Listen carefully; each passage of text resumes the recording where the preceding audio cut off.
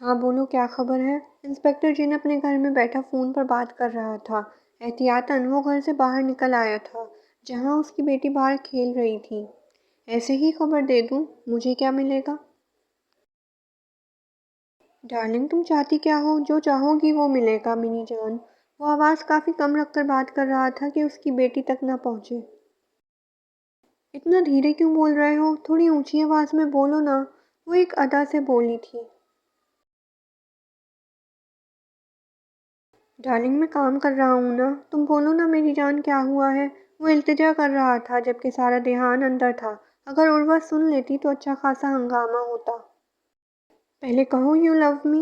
वो शायद उसकी बेबसी इंजॉय कर रही थी। Of course I love you, तुम्हारे लिए ही तो मैं इतना कुछ सोच रहा हूँ। मैंने फैसला कर लिया है।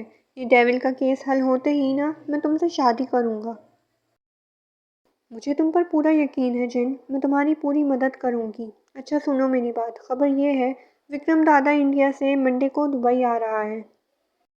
डेविल ने उसे यहाँ बुलाया है। कोई राशिद केस के सिलसिले में वो लोग कोड वर्ड में बात करते हैं, इसलिए मुझे ज़्यादा कुछ समझ नहीं आती। मासूमा ने उलझते हुए कहा, क्योंकि वो राशिद केस के बारे में कुछ नहीं जानती थी। क्या मतलब है तुम्हारा?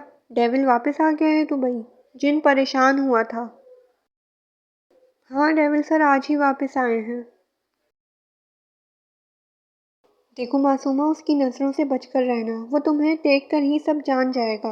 वो बहुत चालाक है, चील की नज़र रखता है। तुम्हें होशियार रहना होगा। अब तुम जाओ उन लोगों के पास, मैं फ़ोन रख रहा हूँ। उसने सामने से उर्वा को आते देख कर कहा। देख रही हूँ मैं आपको आजकल ऑफिस का काम घर पर ही उठा लाते हैं। हम दोनों की तो परवाह ही नहीं है आपको। वो रूठे हुए अंदाज में बोली तो जिन मुस्कुराया। तो क्या करूं जाने मन, तुम्हें देखे बिना मेरा गुजारा ही नहीं। इसलिए तो ऑफिस से जल्दी आ जाता हूँ, ताकि ज़्यादा से ज़्यादा वक्त तुम दोनों नहीं बल्कि तीनों के साथ गुजार सकूं। उसने मोहब्बत से उर्वा के भरे हुए जिस्म को देखा, जहाँ से 2 महीनों के बाद उसका दूसरा बच्चा इस दुनिया में आने वाला था।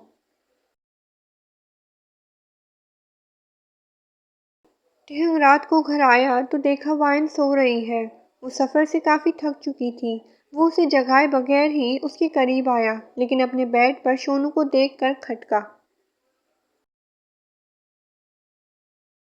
अब क्या एक कुत्ता डॉन के बेड पर सोएगा? उसका दिल चाहा एक गोली मार कर अभी ये किस्सा ही ख़त्म कर डाले, लेकिन फ़िलहाल ये उसके बस में नहीं था। उसने गर्दन से शोनू का पट्टा पकड़ा और ऊपर की तरफ लटका लिया। कुत्ता उसकी तरफ लपक कर नीचे उतरने की कोशिश कर रहा था।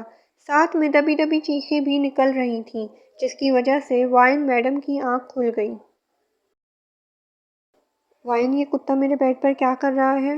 वो सख्ती से बोला, जबकि हाथ अभी तक हवा में लटक रहा था, शोनू समेत।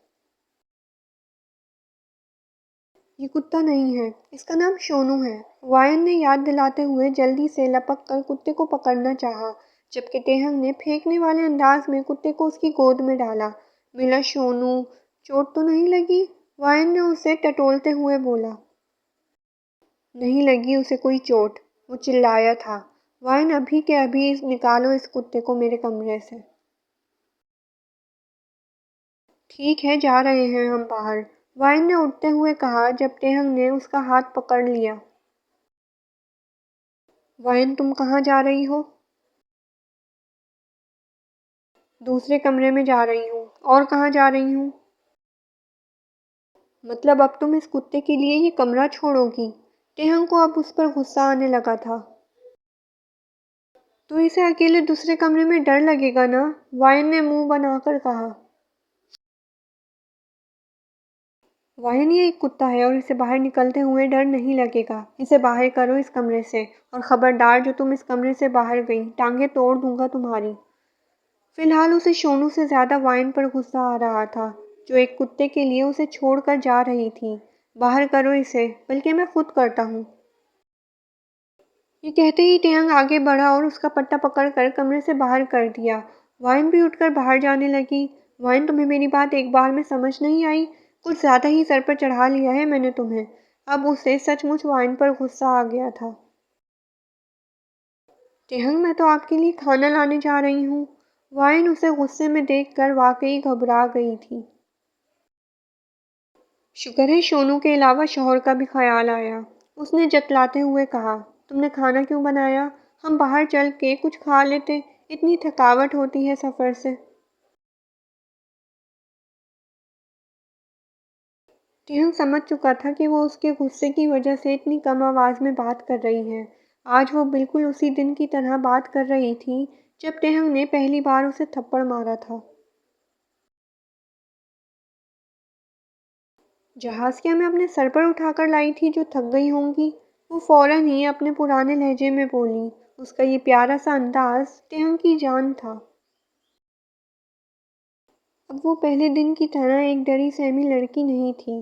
बाकी लोगों से वो आज भी इसी तरह घबराती थी, लेकिन अब टेहंग का उसे कोई डर न था। वो जानती थी ये शख्स उससे दीवानों की तरह मोहब्बत करता है।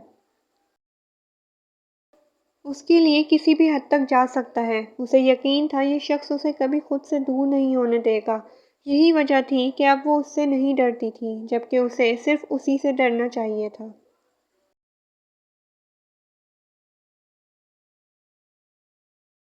ये मुमकिन नहीं है जिन।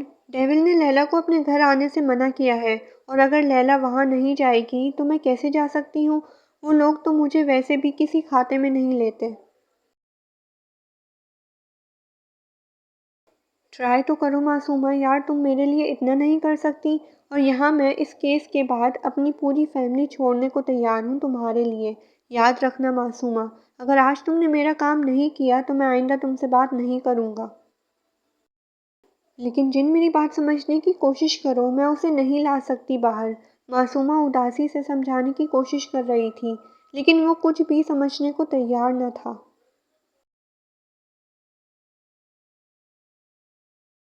तो मैं ये समझूं हम आखिरी बार बात कर रहे हैं मासूमा? जिन ने उसकी दुखती रग पर हाथ रखते हुए कहा। मैं कोशिश करूंगी, मासूमा ने हार मानते हुए कहा।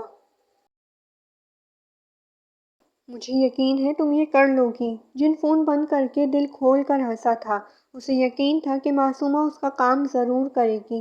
वो खुद डेविल के घर नहीं जा सकता था क्योंकि सवाल उसकी छोटी सी मासूम सी बच्ची का था, जिससे वो बहुत मोहब्बत करता था। डेविल ने कहा था अगर जिन उसकी फैमिली तक जाएगा तो वो भी पीछे नहीं हटेगा, वरना किसी की फैमिली तक जाना डेविल के उसूल के खिलाफ था। आई होप आपको आज का पार्ट भी पसंद आया होगा। प्लीज़ लाइक करना, कमेंट करना और सब्सक्राइब करना नहीं भूलना। Okay, and take care of yourself. अल्लाह हाफिज़।